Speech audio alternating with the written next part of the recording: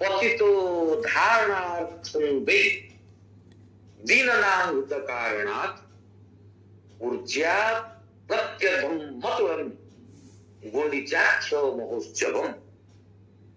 निजे महाप्रभु कौच महाप्रभु इंद्रदुम्न को सामने जेतेबेले प्रगट हेले यज्ञ मंडप रे सेतेबेले निजे कहउचंती इंद्रदुम्न ये संसार रे मु आसी छी पचरागला प्रभु काहे आइसंती आमे आलोचना करी। महाप्रभु ये संसार को आसंती केवल जीव सहित गोटे अच्युत भाव को परिप्रकाश करिबा पाए। जदियो महाप्रभु निजे कहउचंती ममवांश जीव लोके जीवभूत सनातन, जदियो महाप्रभु कहउचंती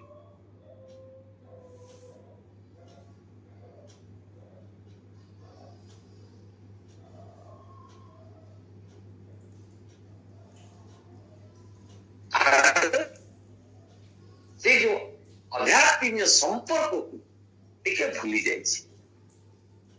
महाप्रभु संसार को कहीं आसती ना से संपर्क पुनःस्थापन करेंगे पुणी प्रतिष्ठा करेंगे।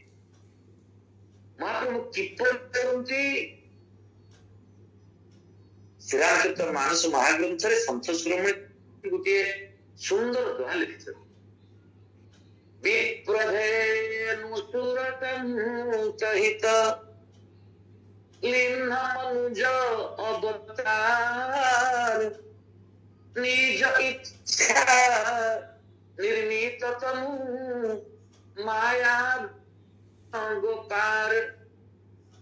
केतेबेले विप्र मानक हित पाई, केतेबेले गोमाता मानक हित पाई, केतेबेले मानक सुरक्षा पाई, केतेबेले साधु मानकर मुक्ति पाई महाप्रभु लीन मनुज अवतार मनीष शरीर धारण करिसथि। अवलोकन पचारला महाप्रभु तो सबुबेले मनीष होई नांती। मत्स्य कूर्म वराह नरसिंहात वामन प्रकृत मनीष अवतार तो आरंभ हेले वामन को ठारू। सेतेबेले तुलसी टिके हसिदेले कहले नाही नाही निज इच्छा निर्मित तनु। महाप्रभु अनेक समय निज इच्छा निज को अवतरित करछे। केतेबेले मत्स्य होइचंती, केतेबेले कूर्म होइचंती, केतेबेले वराह होइचंती, केतेबेले नृसिंह होइचंती। तबे आदि यदि महाप्रभु जार भी तनु धारण करिसंती ता मध्ये महाप्रभुंकर निज इच्छा निजे इच्छा करी प्रभु निज को एपरि भाव रे सजैछन। ठीक सेमती महाप्रभु काहे यात्रा करछंती ता मध्ये निज इच्छा। उत्कल घंट जदुमणि बड़ा सुंदर भाव रे कहे चतुर्दश दुई दश षोड़श चक्र चरणु जात हे बाघोष श्री गुंडीचा बाहु रे 84 जय शंख परी जाय आभासी जे एमंत उत्सव इछि जे दिवस रजनी ए भाव भजनी ग्रंथाकार होई अछि जे। प्रिय दिव्यात्मन माने टिके अंतर चक्षुरे संदर्शन करंतु एवं अंतर भितर अनुभव करंतु जदुमणिकर केते सुंदर प्रमाण कहीं महाप्रभु गौर यात्रा करुचंती ना चतुर्दश दुई दश षोड़श बलभद्र महाप्रभुकर रथर संख्या हेउछि 14। मां सुभद्रिका जो रथरे विराजमान हुंती तार नाम तो दर्पदलन देवदलन पद्मध्वज एपरि नामकरण होइछि किंतु से रथर चक संख्या होची 12। जगन्नाथ महाप्रभु जो रथरे विराजमान हुंती से रथर चक संख्या होची 16। चतुर्दश 2 10 16 14 12 16 42 नहीं ଯିବେ 42 ଗୁଣ୍ଡିଚା ଘର ପର୍ଯ୍ୟନ୍ତ, ଆସିବେ 42 ଗୁଣ୍ଡିଚା ଘର ପୁଣି ଶ୍ରୀମନ୍ଦିର ପର୍ଯ୍ୟନ୍ତ। ଏଇ ଯୋଉ 42 84 ଚକ୍ର ଚଳନ ହେଉଛି, ଶ୍ରୀଗୁଣ୍ଡିଚା ବାହୁଡାରେ 84 ଜୟ ଶଙ୍ଖ ପରି ଯାଏ ଆଭାସୀ ଯେ ଏମନ୍ତ ଉତ୍ସବ ଇଛି ଯେ ମହାପ୍ରଭୁ ନିଜେ ଇଚ୍ଛା କଲେ, ଯେମିତି ମହାପ୍ରଭୁ ନିଜ ଇଚ୍ଛାରେ ନିଜର ଶରୀରକୁ ଧାରଣ କରନ୍ତି। ମହାପ୍ରଭୁ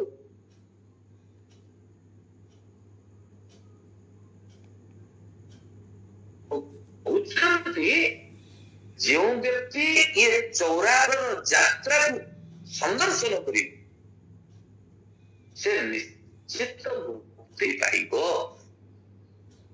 ଆମେ ମାନେ ଯେତେବେଳେ ଏ ଘୋଷ ଯାତ୍ରାର ତଥ୍ୟ ଏବଂ ତତ୍ଵ ଆମର ବିଷୟ ବିନ୍ଦୁ ରଖିଛେ, କାଲି ଆମେ ଆଲୋଚନା କରୁଥିଲେ ମହାପ୍ରଭୁ କାହିଁକି ଏ ଲୀଳା ସବୁ କରୁଛନ୍ତି, କେବଳ ମଣିଷକୁ ମୁକ୍ତି ଦେବା।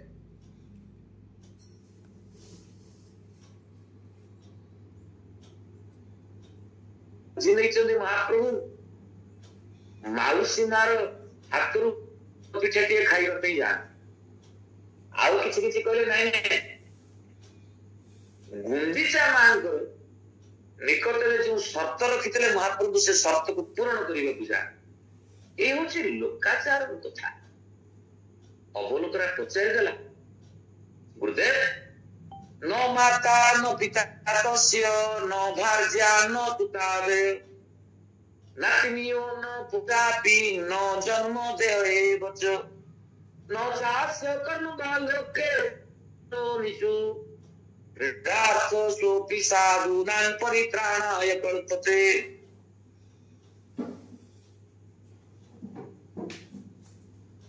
মা নাহাନ୍ତି, ବାପା ନାହାନ୍ତି, ନ ଭାର୍ଯ୍ୟା ନ ସୁତା ଦେହ, ତାଙ୍କର ସ୍ତ୍ରୀ ନାହିଁ, ତାଙ୍କର ପୁଅ ଝିଅ ନାହିଁ, ତାଙ୍କର ବନ୍ଧୁ ବାନ୍ଧବ ନାହିଁ, ତାଙ୍କର ଜନ୍ମ ନାହିଁ କି ମୃତ୍ୟୁ ନାହିଁ। ତେବେ ମହାପ୍ରଭୁ ଏମିତି ଗୁଣ୍ଡିଚା ସ୍ନେହ ବନ୍ଧନରେ ଆବଦ୍ଧ ହୋଇ ଯାଉଛନ୍ତି, ତାଙ୍କ ପାଖରେ କରିଥିବା ସତ୍ୟର ସୁରକ୍ଷା ପାଇଁ ଯାଉଛନ୍ତି, ମାଉସୀ ମା ହାତରୁ ପୋଡପିଠା ଖାଇବାକୁ ଯାଉଛନ୍ତି। ଗୁରୁଦେବ କହିଲେ ଅବଲକରା ସବୁ କ୍ଷେତ୍ରରେ ତୁ ପ୍ରଶ୍ନ କରୁଛୁ ନାଇଁ କି? ଆରେ ଏଠି ଯୋଉ ମହାପ୍ରଭୁଙ୍କୁ ଆମେ ଦେଖୁଛେ ପୁରୁଷ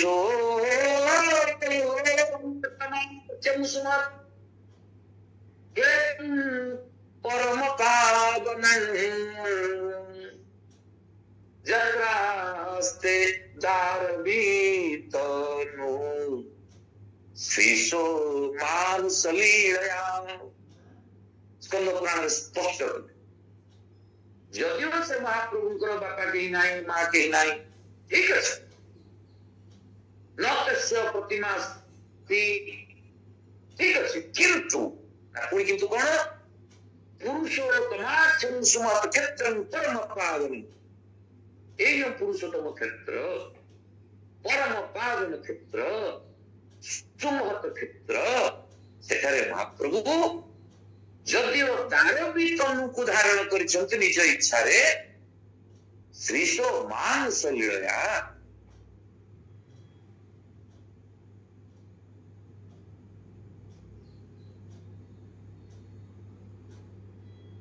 ମଣିଷ ଲୀଳା କରୁଛନ୍ତି, ମଣିଷ ଲୀଳା କରୁଛନ୍ତି। ଯେତେବେଳେ ମଣିଷ ଲୀଳା କରିବେ ସେତେବେଳେ ଇନ୍ଦ୍ରଦ୍ୟୁମ୍ନଙ୍କୁ ପିତା ଜ୍ଞାନ କରିବା, ଗୁଣ୍ଡିଚାକୁ ମା ଜ୍ଞାନ କରିବା, ଅର୍ଦ୍ଧାଙ୍ଗନୀକୁ ମାଉସୀ ମା ଜ୍ଞାନ କରିବା, ଏଥିରେ କିଛି ଅସୁବିଧା। ପୁଣି ପ୍ରଶ୍ନ ଆସିବ ଏ ମନୁଷ୍ୟ ଲୀଳା କାହିଁକି କରନ୍ତି? ଶ୍ରୀମଦ ଭାଗବତ 10ମ ସ୍କନ୍ଧ 33 ଅଧ୍ୟାୟ 37 নম্বর শ্লোকରେ ସ୍ପଷ୍ଟ କରା অনুগ্রাহ্য ভূতাৎসু মানসং দেহমাশ্রিত ভজতে তুষি ক্রীড়া যাস্তুত্বা তৎপরো ভবেৎ। ମହାପ୍ରଭୁ କାହିଁକି ମଣିଷ ସେ ନାଇଁ ପାଇଁ ଗ୍ରହାୟ ଭୂତାନାଂ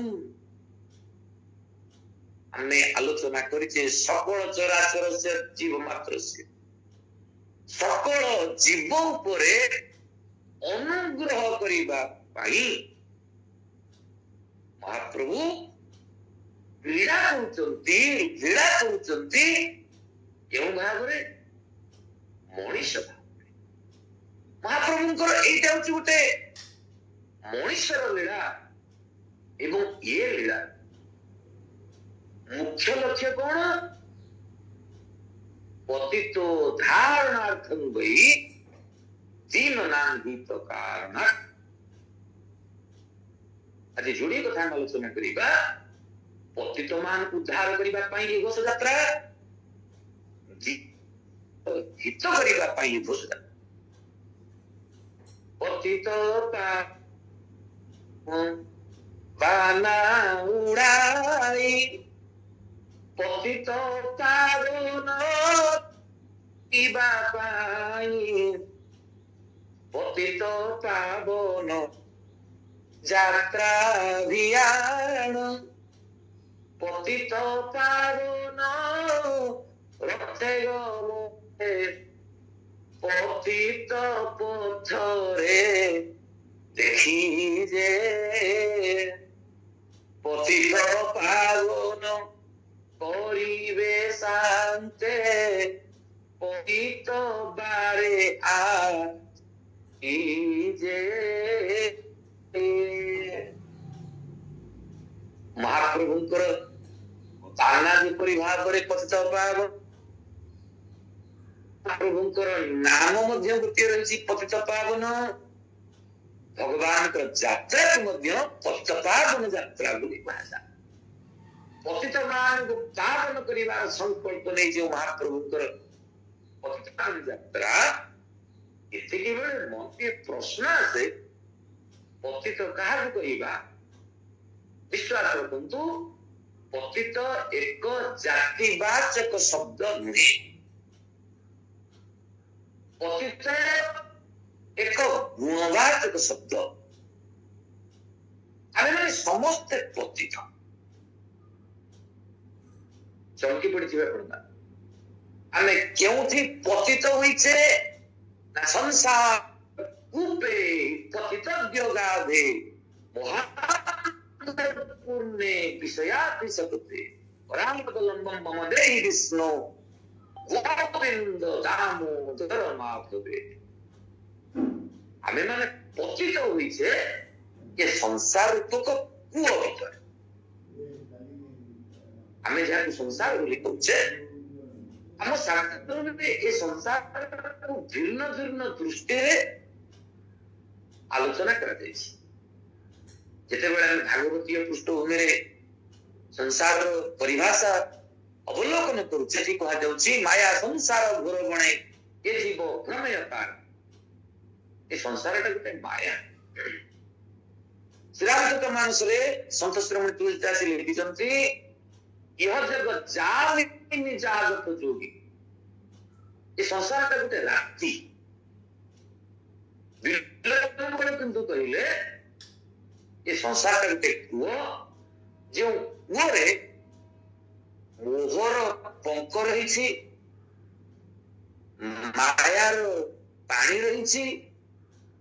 ଅତଏବ ସେ କୂଅ ଉପରେ ଠିଆ ହୋଇ ଯେ ଭିତରକୁ ଦେଖି ସେ ମାୟା ରୂପକ ଜଳ ଉପରେ ନିଜର ପ୍ରତିବିମ୍ବ ଦେଖୁଛି। ସେ ଗୋଟେ ଝର ଅଛି, ସେଟା ବି ଲେଖିବ। କହିବାର ଅର୍ଥ ଏ ସଂସାର ଆମକୁ ମୁଁ ଆଉ ମୋର ଏଇ ଦୁଇଟି ଭାବନାର ବନ୍ଧନୀ ଭିତରେ ବାନ୍ଧି ଦେଲା। ଯେପରି ସୁଥଣି ଗଣାଇବ ଏ ନ୍ୟାୟ। ଆଳ ଅଛି ସେଠି ସୂତା ଅଛି, ଯେଉଁଠି ବୃକ୍ଷ ଅଛି ସେଠି ଚେର ଅଛି, ଯେଉଁଠି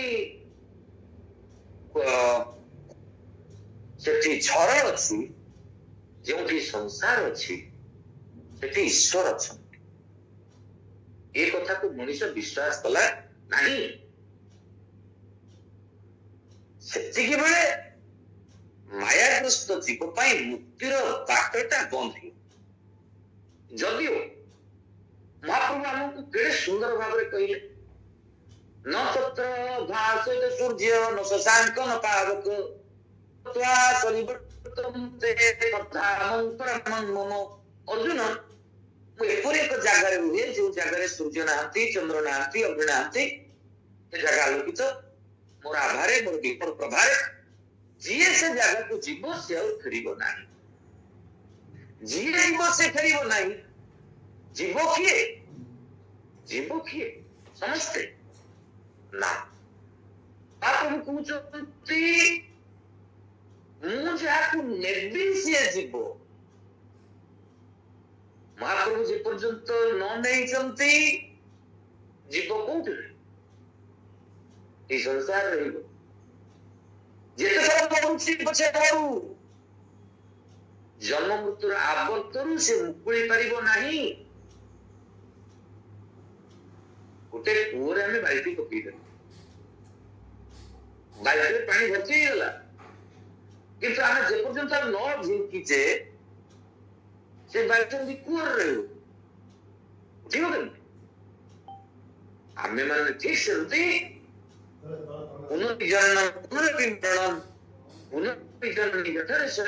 ଆବର୍ତ୍ତ ଭିତରେ ପଡିଛି। ଜାତ ସେଇ ଧ୍ରୁବ ମୃତ୍ୟୁ ଧ୍ରୁବଂ ଜନ୍ମ ମୃତ୍ୟୁ ଏ ନ୍ୟାୟରେ ଆମେ ସଦା ସର୍ବଦା ଘାଣ୍ଟି ହଉଛେ। ଆମେ ପତିତ। ଏ କଥାକୁ ଆପଣ ମାନେ ଶୁଣିଥିବେ ଯଦି ବାଣୀକଣ୍ଠ ନିମାଇ ହରିଚନ୍ଦନଙ୍କର ସେ ଭଜନ, ଚକାଡୋଳା କିମ୍ପା ଡକା ଶୁଣ, ଚକାଡୋଳା କିମ୍ପା ଡକା ଡକା ବଜା ପ୍ରଭୁ ଡକା ହୋଇ ବସି ବିକଶିଲ ପୁଣି ଏକେ ଗୁଣ ତୋର କାରଣ। ଚକାଡୋଳା କିମ୍ପା ଡକା ବିଷୟାରେ ମଝି, ଶବ୍ଦ ଉପରେ ଧ୍ୟାନ ଦିଅନ୍ତୁ। ବିଷୟାରେ ମଝି ତୁମକୁ ନ ଭଜି ଏକା ମୁଁ ପତିତ ହେ ନାରାୟଣ। ଏକା ମୋ କାରଣ ଶରଣ ରକ୍ଷଣ ପାରିକର ଜଗ। ଚକାଡୋଳା କିମ୍ପା ଡକା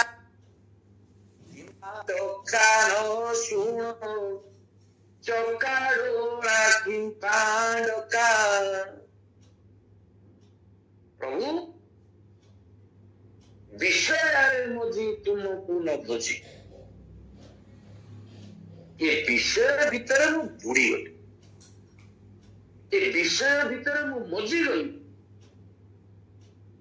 ପଚରାଯିବ ବିଷୟ ପୁଣି କଣ? ବିଷୟା ମୋର ଲୋଚନ ହରଇ ବୁଦ୍ଧି ତତ୍ତ୍ୱ ଜ୍ଞାନ।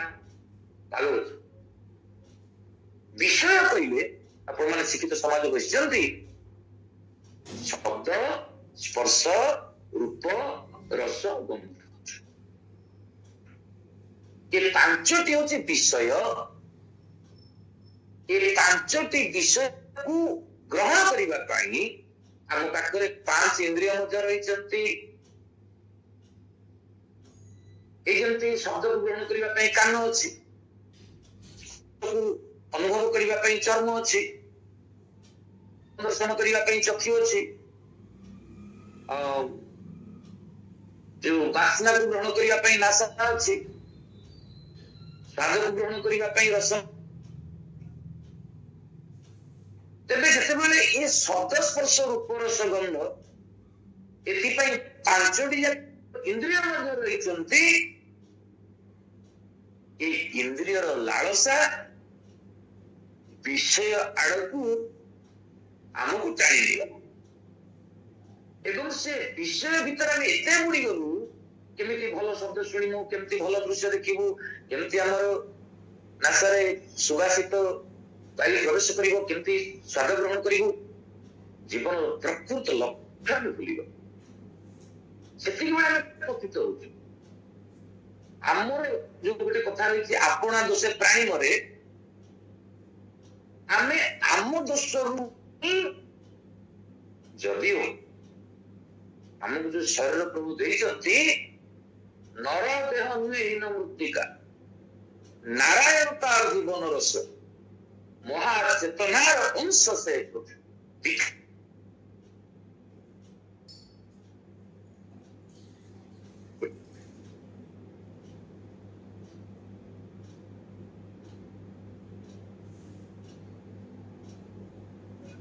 ମହାପ୍ରଭୁ କାହିଁକି ଆସନ୍ତି ସଂସାର ଭିତରେ ଆଲୋଚନା କରିଛେ ମଣିଷ ଲୀଳା କରିବା ପାଇଁ। ମଣିଷ ଲୀଳା ପ୍ରଭୁ କାହିଁକି କରନ୍ତି ନା ଅନୁଗ୍ରହ କରିବା ପାଇଁ। କାହା ଉପରେ? ଆମ ମାନଙ୍କ ଉପରେ ପତିତ ମାନ। ଏମିତି ଜୀବନରେ ବୁଝିଗଲେ କଥାଟା ଏକଦମ ସହଜ ହେଇଛି। ଆମେ ମାନେ ଯେଉଁମାନେ ପତିତ ସମୁଦାୟ ଅଛେ, ପତିତ ଧାରଣା ଭାଇ এই পতিতମାନଙ୍କୁ ଉଦ୍ଧାର କରିବା। ତାପରେ ଦୀନ ନାଥ କାରଣ ଦୀନ ମାନ ମଙ୍ଗଳ ପାଇଁ। ଆପଣ କହିବେ ଦିନ କାହାକୁ କହନ୍ତି?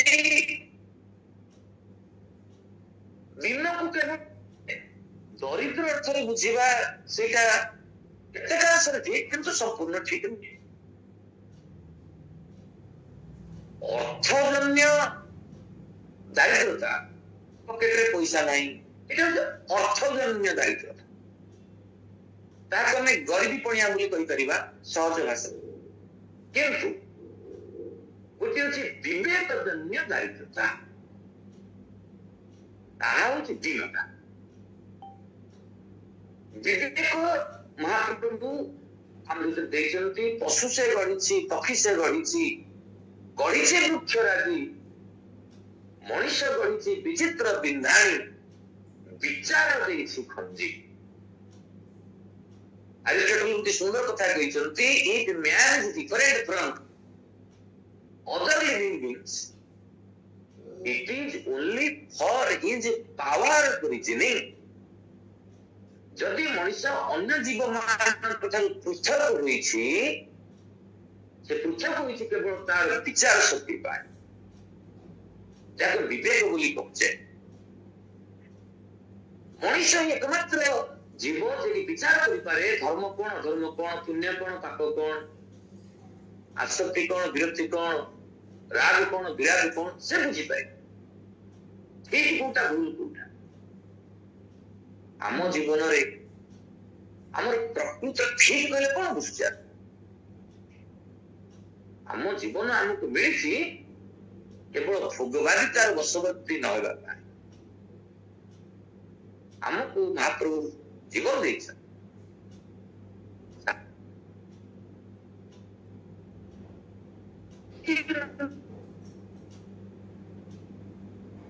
ପୌତ୍ର ପଳ ମିତ୍ର ଭି ଦେନ ଗେନ କିଂ ଜ୍ଞାତ୍ୱା ସର୍ବକ୍ଷଣ ଭଙ୍ଗୁରସପତିରେ। ଇଏ ସଂସାର ଭିତରେ ତ୍ୟାଜ୍ୟ ମନୋଦୂରତ ସ୍ୱାତମାର୍ଥ ଗୁରୁଦା କେତ ଭଜ ଭଜ ଶ୍ରୀ ଜାନକୀ ଜୀବନ। ଏ ଦାନ ଧର୍ମ ଦେହ ଦାହ ଏସବୁର ଅର୍ଥ କଣ? ଆତ୍ମାର ମଙ୍ଗଳ ପାଇଁ ଗୁରୁଙ୍କର ଆଶୀର୍ବାଦକୁ ପାଥେୟ କରି ପ୍ରାଣ ରାସ୍ତାରେ ନିଜକୁ ସାମିଲ କର, ସାଧନାର ମାର୍ଗୀ ହୁଅ। ମହାପ୍ରଭୁ ବିଚାର କରନ୍ତୁ। ଏ ବିବେକଜନ୍ୟ ଦାରିଦ୍ରତା କିପରି ଭାବେ ହଟିବ? ମହାପ୍ରଭୁ महाप्रभु जाऊचंदी जेतेबेले उत्तरायण गति रे जाऊचंदी फेरुचंदी जेतेबेले दक्षिणायन गति रे फेरुचंदी हैला एपटे रहला श्रीमंदिर सेपटे रहला गुंडीचा मंडप उत्तर अभिमुख रे जिबे उत्तर को मुख करी जिबे तो फेरिबे दक्षिण मुहा होइकरी फेरिबे आपण माने भाबी थे कोन बड़ कथा हला नहीं बड़ कथा है आमे जो शरीर पाइजे ये भीतरे ये श्वास क्रिया होछि बाई मन हो ओलेख बाई मन हो जाउछि आसुछि तारण होछि ताकु दिने मन चिन्हिलु नाही बाई मन हो भज अलेख बाई मन हो जाउछि आसुछि गंगा यमुना मध्य मत्स्य चरते सदा ये श्वासक्रिया दिबा जे उत्तरायण गति गोटे दक्षिणायन गति ठीक है ये शरीर आम आलोचना करिछे ये शरीर छटा चक्र अछि आधार लिंग नाभु तदुपर हृदय कंठ देश ललाटे द्विपत्रे षोडशारे विवेक सदळे द्वादशार्धे चतुष्के वसुन्ते बाल मध्ये टपकट सहिते कंठ देशे स्वराम भक्तम कथुत्तम सकलदलतम वर्ण रूपम नमामि आधार चक्र लिंग चक्र नाभि चक्र हृदय चक्र कंठ चक्र लाट चक्र ये छटी चक्र देई ताहाकु गतागत करूछि हैला महाप्रभु जेतेबेले श्रीमंदिर चाहि करी गुंडीचा गाड़ी जाउछंती गुंडीचा गाड़ी छाड़ी करी श्रीमंदिर आछंती एठी मध्य 6टी चक्र को आधार करी 6टी खड़ार वर्णना करती जेते रत्न सिंहासन करंती ताबाले रत्न खड़ा तेबे महाप्रभु अनुमान करंतु से सिंहद्वार रु टिके बाहरी आसीबे जेते बेले सिंहद्वार रु बाहरी ऊपर तो तोरण लखीन थिबे गोटे जय विजय अछंती सेठी गोटे अर्ध चंद्राकृतिर पत्थरटे अछि जहा कहजे नंदावर्त तार आगु आसिले अरुण स्तंभ से जागा जेते निजको प्रदर्शन करंती ता कहजे उभा कला दुई रथ ऊपर बसिले ताहाब बेदी खड़ा जो रथ तैयारी होती रथ खड़ा अश्रद्धा गली श्रद्धा एवं गुंडीचा मंडप महाखड़ा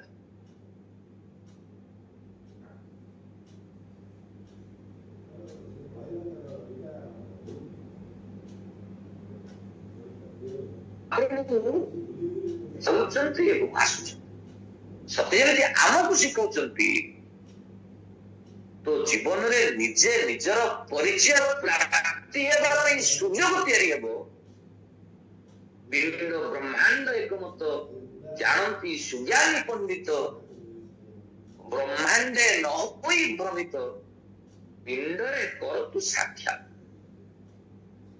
ए कथा उद्घोषणा रथयात्रा जेतेबेले मनुष्य महाप्रभु निजे जगार पुरुष जगार ऊपर बसिचंती शांभवी मुद्रा रे बसिचंती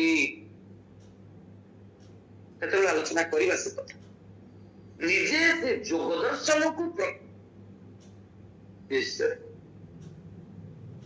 महाप्रभु रथयात्रा परिकल्पना निजे करूछ जे कथा में आरंभ कहिजे चतुर्दश 2 10 16 ଚକ୍ର ଚଳ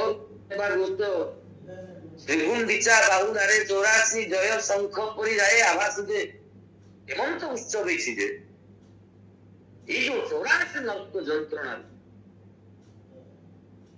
ମୁକ୍ତି ମିଳିବ। 84 ଆଙ୍ଗୁଳର ଶରୀର ଆମେ ପାଇଛ ପରା। ରଥଯାତ୍ରା ଏକ ସାଧାରଣ ଯାତ୍ରା ନୁହେଁ, ଯୋଗର ଯାତ୍ରା, ଯେଉଁଠି ମହାପ୍ରଭୁ ଆମକୁ ଯୋଗର ବିଧାନ କଣ ତାହାକୁ ଶିଖେଇବା। ଉତ୍ତରାୟଣରେ ଗଲେ ଦକ୍ଷିଣାୟଣରେ ଆସିଲେ ଆମର ଗୋଟେ ଦର୍ଶନ। ମହାପ୍ରଭୁଙ୍କୁ ନୀଳାଦ୍ରୁ 10 ବର୍ଷ ଆଣି ଆଡପେ ମଣ୍ଡପେ ଦିନେ 10 ବର୍ଷ ପର୍ଯ୍ୟନ୍ତ ନୀଳାଦ୍ରି ଦର୍ଶନ କରିବା, ଯାହା ଆଡପେ ଦର୍ଶନ କରିବା ସେଇଆ। ପୁଣି ସେଠି କୁହାଗଲା ଆଡପରେ ଦିନବେଳା ଦର୍ଶନ କରିବା, ଯାହା ସନ୍ଧ୍ୟା ସମୟ ଦର୍ଶନ କଲେ ଅଶ୍ୱମେଧ ଫଳ ମିଳିବ, ଅଶ୍ୱମେଧ ଯଜ୍ଞର ଫଳ। ଏଠି ସନ୍ଧ୍ୟା ଦର୍ଶନର ଅର୍ଥ କଣ? ଆମେ ସାଧାରଣ ବୁଝିଗଲୁ ସନ୍ଧ୍ୟା ଦର୍ଶନ ମାନେ ଜଷ୍ଟ ଆଫ୍ଟର ଇଭିନିଂ। ନା ନାଇଁ, ଏ ଯୋଉ ଶ୍ୱାସକ୍ରିୟା ହଉଛି ପ୍ରତି 13 ମିନିଟରେ ଏ ଡାହାଣରୁ ବାଁକୁ ବାଁରୁ ଡାହାଣକୁ ଯିବ, ଯଦି ଆମକୁ ଥଣ୍ଡା ଥଣ୍ଡା ନଇଥିବ। ଯେତେବେଳେ ଏ ଶ୍ୱାସକ୍ରିୟା ଗୋଟିଏ ମନେକରୁ ଡାହାଣ ପଟେ ଯାଉଛି, ବାମ ପଟକୁ ଯେତେବେଳେ ଡାକିବ ଉତ୍ତରକୁ ଆସିବ, ପରିବର୍ତ୍ତନ ସମୟଟା ହଉଛି ସନ୍ଧିକ୍ଷଣ। ଆମର ମୁଣ୍ଡୁଷୀ ମାନେ ତ୍ରିସନ୍ଧ୍ୟା କରନ୍ତି, ଅର୍ଥ କଣ?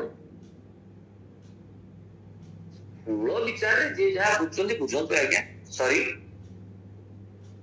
ତତ୍ଵ ବୁଝିଲେ କେତେ ଭ୍ରାନ୍ତି ଜନ୍ମ ମରଣ ତରି ଯାଆନ୍ତି। ଏ ଭିତରେ ଥିବା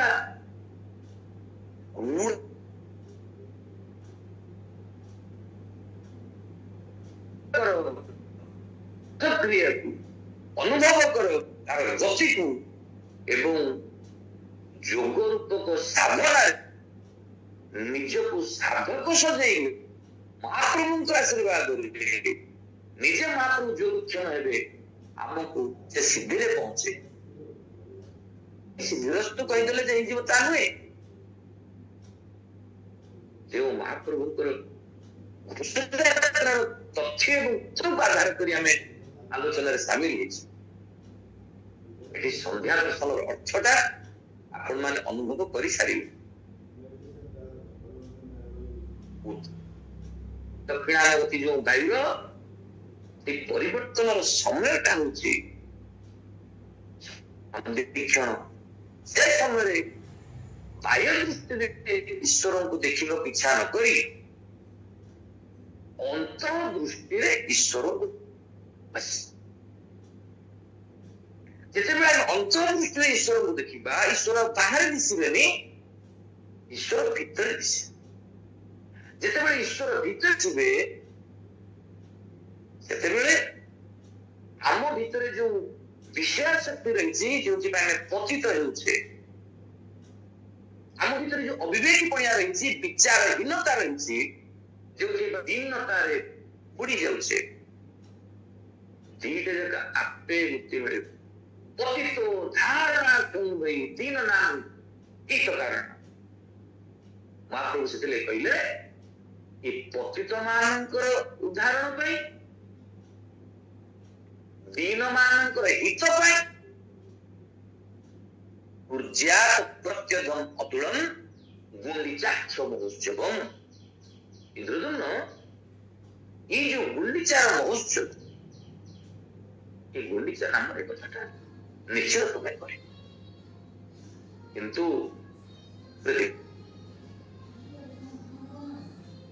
ये गुंडीचा कहीं की कवि कथारे टिके अलग अछि। हमर लोकाचार भीतर बुद्धि प्रवेश करिबा, मंदिर बाहरे दलित जनर दुर्दशा देखिबा पाई चित्त बळे ता तेजी श्री मंदिर ଦାଣ୍ଡକୁ ଆସେ ସେ ଧାଇଁ। ସାହିତ୍ୟିକ ଦୃଷ୍ଟିଭଙ୍ଗୀ ଟିକେ ଅଲଗା। ଆମେ ଏପର୍ଯ୍ୟନ୍ତ କେବଳ ସେଇ ତାତ୍ତ୍ୱିକ ଦୃଷ୍ଟିକୋଣରେ ଆଲୋଚନା କରିଛେ, କେହି ବିରକ୍ତ ବି ହେବେଣି। ସାହିତ୍ୟିକ ଦୃଷ୍ଟିଭଙ୍ଗୀ, ଭକ୍ତର ଦୃଷ୍ଟିଭଙ୍ଗୀ, ମହାପ୍ରଭୁ କାନ୍ତି ମନ୍ଦିର ବାହାରେ ଦଳିତ ଜନର ଦୁର୍ଦ୍ଦଶା ଦେଖିବା ପାଇଁ ଚିତ୍ତବଳେ ତାର ଦେବୀ ଶ୍ରୀମନ୍ଦିର ଦାଣ୍ଡକୁ ଆସେ ସେ ଧାଇଁ।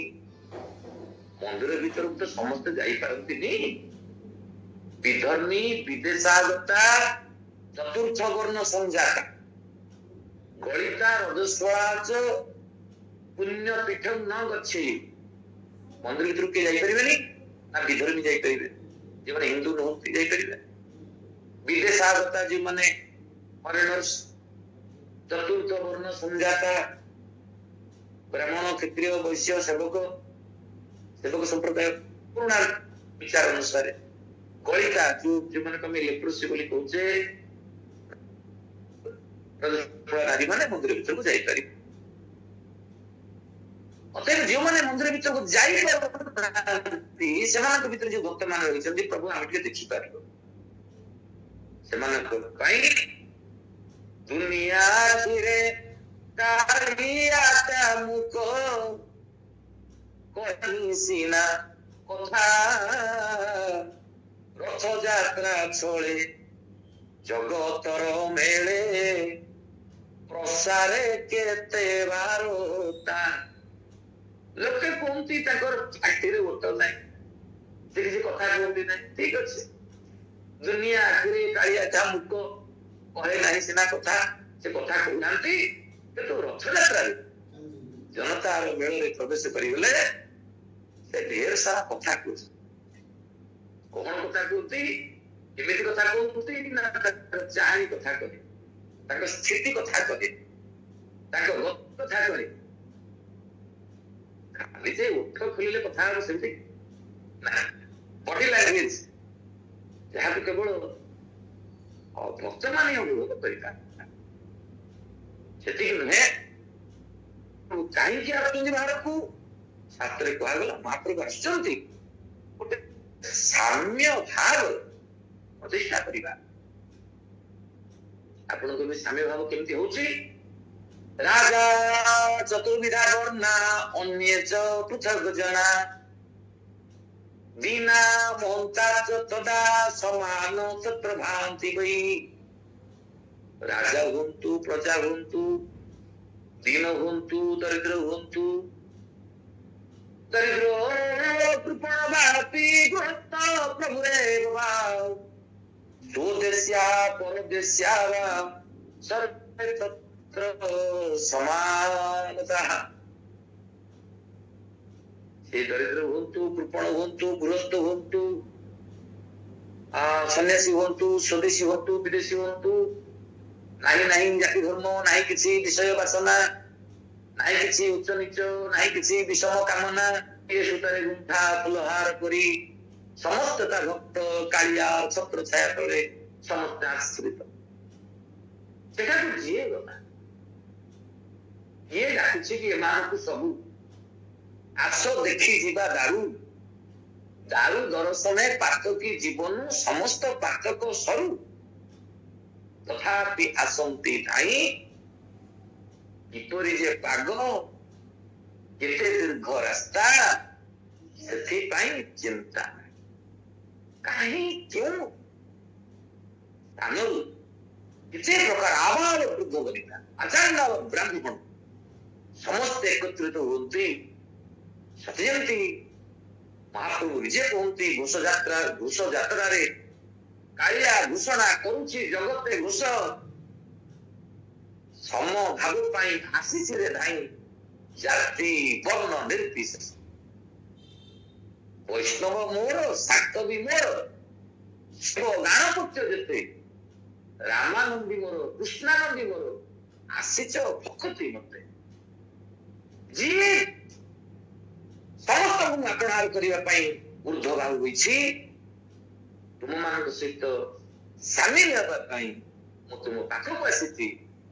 କଥା ନ କହନ୍ତି ଜଗତେ ମୁହନ୍ତି, ସବୁଠାରେ ସମଚାହା କାଳ ଦଣ୍ଡ ଭୟ କରିବାକୁ କ୍ଷୟ ଦେଖେଇଛନ୍ତି ଊର୍ଦ୍ଧ୍ୱ। କଥା ସିନା କହନ୍ତିନି, ସମସ୍ତେ ସେ ଚକା ଆଖିର ଆକର୍ଷଣରେ ଆକର୍ଷିତ ହୁଅନ୍ତି କେବଳ, ତାହେଲେ ବିମୋହିତ ମଧ୍ୟ ହୋଇଯାନ୍ତି। ସମସ୍ତଙ୍କ ପାଇଁ ଅଭୟ ଆଶ୍ୱାସନା ପ୍ରଦାନ କରିବା ଉଦ୍ଦେଶ୍ୟରେ ଯେଉଁ ମହାବାହୁ ଦବାଉ ହୁଅନ୍ତି, କାହିଁକି ଆସ? ପ୍ରଥମେ ତ କହିଲେ ସମସ୍ତଙ୍କୁ ଦର୍ଶନ ଦେବେ, ଭିତରେ ଗୋଟେ ସାମ୍ୟ ଭାବ ପ୍ରତିଷ୍ଠା କରିବେ। ସାମ୍ୟ ଭାବ ପ୍ରତିଷ୍ଠା ହେଲେ ଜୀବ ଭିତରେ ଆପେ ମୈତ୍ରୀ ଭାବ ପ୍ରତିଷ୍ଠା ହେଲେ। ସଂକୀର୍ଣ୍ଣତାର ବଶବର୍ତ୍ତୀ ହୋଇ ଆମେ ଯେ କହୁଛେ ଅୟଂ ନିଜଂ ପରମ ବ୍ୟକ୍ତି ଗଣନା ଲଘୁଛେ ତ ସାର୍ ଉଦାର କରିତା ନାନ୍ତୁ ବସୁଦେବ କୁଟୁମ୍ବକମ୍, ଏଇଟା ମୋର ସେଇଟା ତାର, ସେ এইটা হচ্ছে গণনা লঘুছে তো সাম जो मीननेस होता है। हमें माने बहु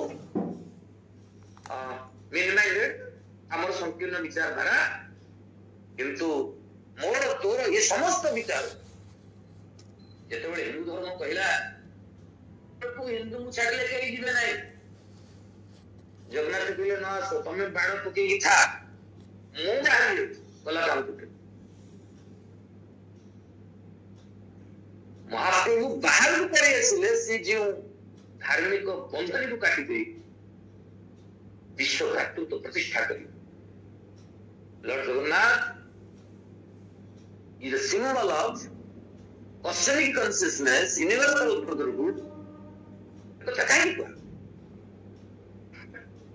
समस्त कहती बड़ ठाकुर देउळटा बड़ देउळ, जे दांड बड़ हेउ पंडा बड़ हेउ ठाकुरटी भारी सर थरे डाकिता।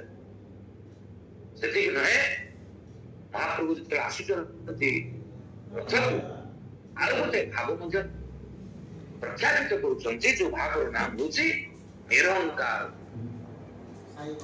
निरंकार आपण जेतेबेले गजपति महाराज जानती छेरा पोहरा करी बापा से गप कहवा विशेष मु आवश्यक मने करूनी। कांची राजा साल्लो नरसिंह देव तांकर कन्या पद्मावती सहित गजपति विवाह बना करते चांडाणा हाथ कौन देवी झील परवर्ती पर्याय कि युद्ध है।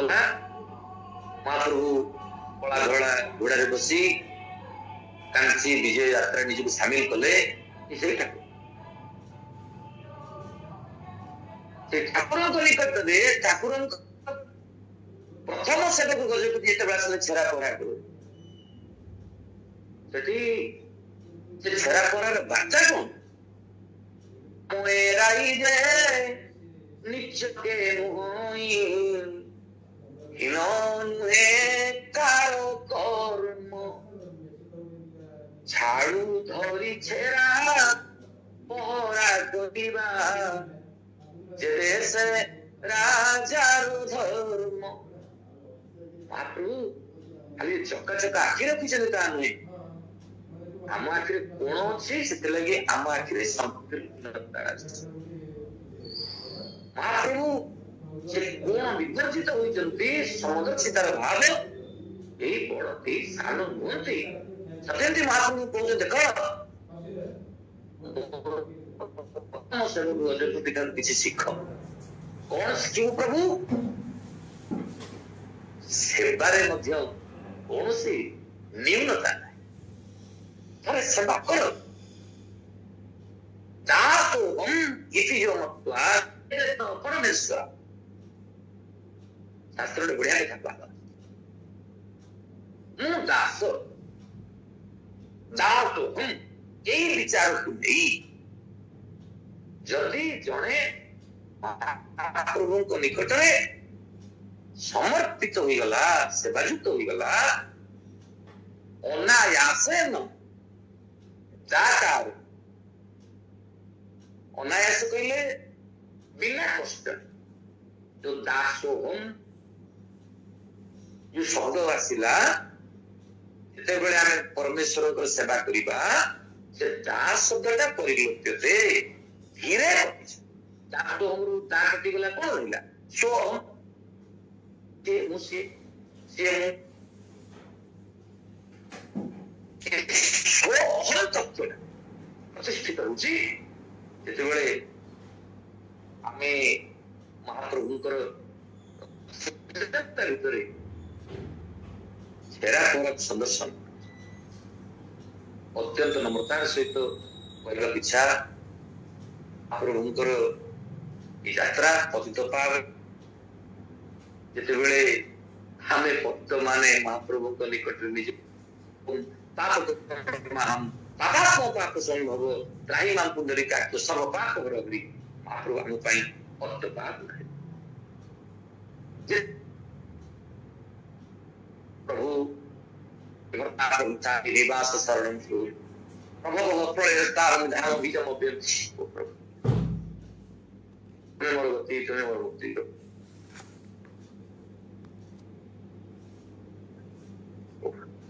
निजको से स्तर को नगद से स्तर के दीप को तेजिले दीप जले किंतु ये नियाट तो आजन्म जलुଛି ताकू उठी दउछ काई अरे खोल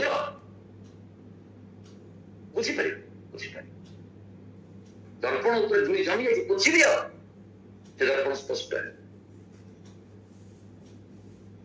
ये भितरे पुणे धूली जमी जाई बोलिलो चेष्टा कर जाकर देखो विद्याते हृदय वृत्ति चिरते सर्व संशय काली में आलोचना करछे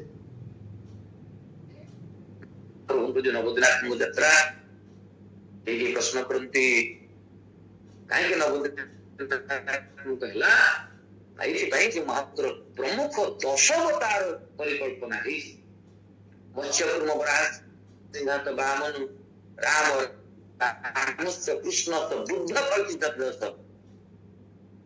महाप्रभु बुद्ध अवतार बोली कहाছে अते जेतु बुद्ध हेउछन नवम अवतार महाप्रभु नव दिन पर यात्रा करुछन किंतु आउटे विचार रहिछि 9 टी होछि हमर पूर्ण संख्या जते 9 के 9 9 गुण 18 8 एक 9 9 3 27 7 2 9 नहीं 36 6 3 9 एमती गोटे विचार मध्य किसी किसी रखती 9 टी होछि हमर पूर्ण संख्या ए जीवन रे पूर्ण ताणीबा पाई पूर्णमद पूर्णमिद पूर्णात् पूर्ण उदच्यते ते महाप्रभु आम निकट को आसंती आम सहित एवं तारा माध्यम रे आमको दिग्दर्शन जोड़े शब्द कहीदे कथा सारी गोटे दर्शन गोटे दिग्दर्शन आमे महाप्रभु को दर्शन करिबा एवं महाप्रभु हमको दिग्दर्शन देबे आमे सब दिग हरा हो जाए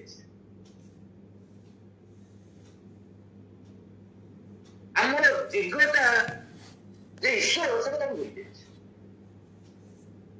जीवन की घड़ियां वृथा न को ओम कहो हरि ओम कहो